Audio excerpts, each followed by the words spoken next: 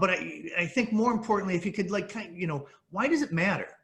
Why does effective philanthropy matter? And, and to the family or to somebody's business, how's it make a difference? Such a good question, Michael. And I think just to reinforce what Bruce has said, I think he's really made some good points on what effective philanthropy is. And I think what it comes down to is it's different for every family.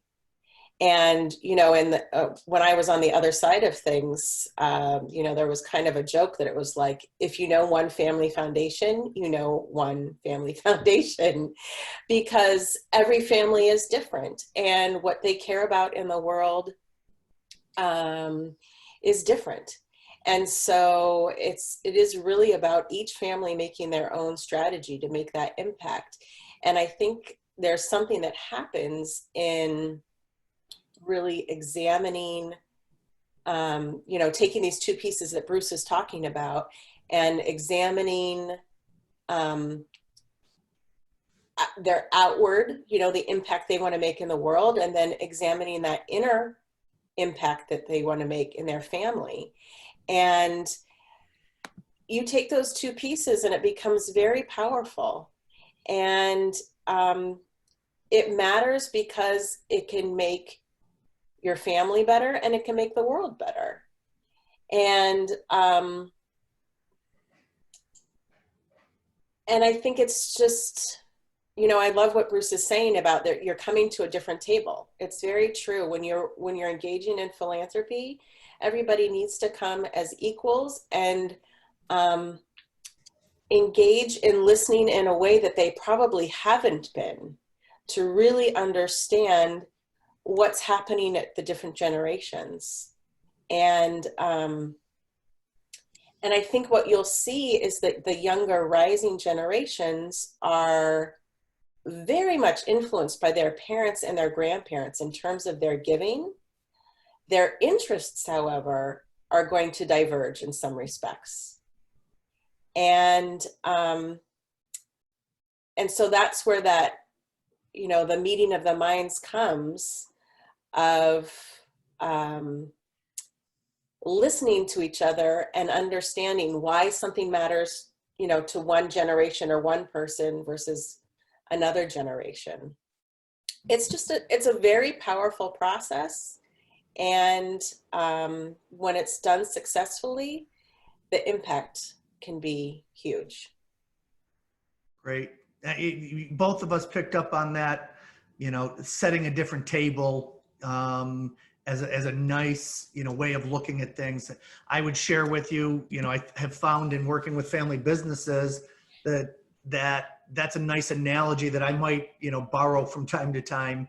Family businesses are very used to doing things their way. And sometimes, I know walking into a family business, it's, my way or the highway happens an awful lot of times. It's, getting that thinking differently where non-family members can have a seat at that table, and a powerful and impactful seat at that table is, when that starts to happen, great things happen for a lot of families. And I would say that, in your analogy, Bruce, it's like there's a lot of power in the rising generation and the younger generations and the older generations. And if you just, focus too harshly, I would think that you lose the value. And I think that's where we're going next is, the benefits of how giving can benefit, family businesses as well as the causes you support. I think that if done properly with, that effective philanthropy, that makes a big difference, correct? It does. I want to mention just one more thing about the philanthropic table. Sure. Most of our dinner tables are rectangular or square, right? But usually, a lot of times they're rectangular, right? And oftentimes the wealth creator, be it mom or dad, sits at one particular end, and then the other family members sit in their designated places.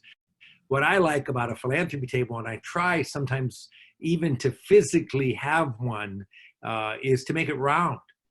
at least figuratively, if not actually, is to create a round table where there is no head of the table, where everybody occupies an equal seat, and where the voices of the different generations can be heard as equals rather than one being more powerful than the other. I literally have a client who I am allowed to sit next to at family meetings, and he wears cowboy boots because I am permitted to kick him under the table when he starts to act like the dad and the commander-in-chief of the family like he does in his business. And so we create round tables where people can sit, hopefully, more as equals than they often do at the dinner table at which they had nightly dinners as they were growing up. So the answer that I would give to your question about how giving can benefit a family business as well as causes is there, in many families, a family foundation can be the first place where the rising generation can learn how to read a balance sheet, can work with financial advisors and understand the investments of their philanthropic assets. They can learn how to assume leadership, how to take leadership and responsibility for different aspects of the philanthropic plan. The cool thing about philanthropy is that once that money has been given away to a family foundation or a donor advised fund or a business foundation, it no longer is owned by the family. It's owned by the public. It's a 501c3. So you have this pool of money that you can learn with and grow with and do things with. It's not even your money, right? It's the public's money. It's there for the public good. So you can free yourself of some of the control and power and outcome things that are normally attached to the money that you still own, because it's really there for the public good.